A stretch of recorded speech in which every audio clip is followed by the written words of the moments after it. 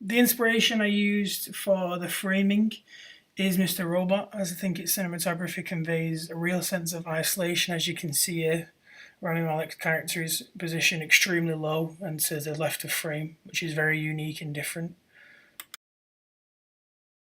Here again, Rami Malek's character is off to the left and he's framed quite low. Even with the grids there, you can see he's on the middle line, but he's still quite low and he's off, and it's a really unusual shot, and that's why I like to use it. And again, another quick shot here.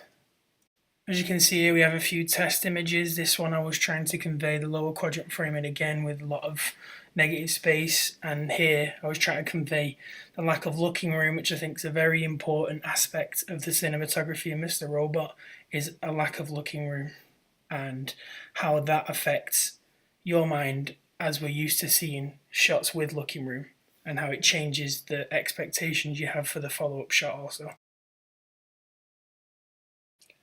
Now onto the shoot itself. As you can see, I think that I've got quite close myself.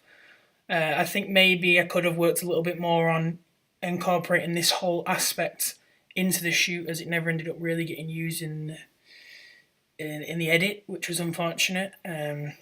So as you can see here, I've tried to copy Mr. Robot's lower quadrant off-centered framing, and I think this creates a really nice shot. You have the people in the background, the mise-en-scenes there, and it really creates that feeling that she's isolated. Even though she's around people, she's alone, she's separate, they're in the back, they're almost blurry.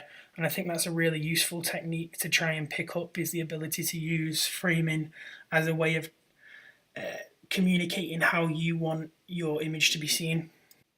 And I think, again, here in this shot, this is one of my favourite shots that we actually got. The balloons in the background, although they are a bit deflated, it really does show that it's meant to be a party scene. It's meant to be happy, and then we see her with no looking room, quite sad, really emotional in the eyes, and you can just get that sense that something's not right, that something's off. Even though we're not saying anything, just from the image with no context, you'd know something was up there just from the framing itself.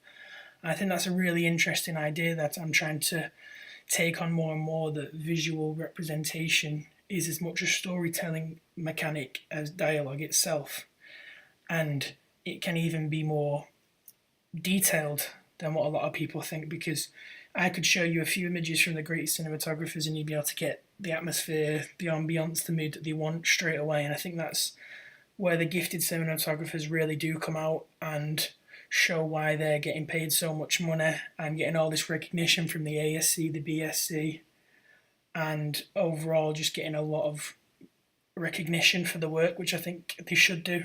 But yeah, this has been my portfolio on framing. I've tried to keep it short so I can keep it concise and not ramble on. So thanks for viewing.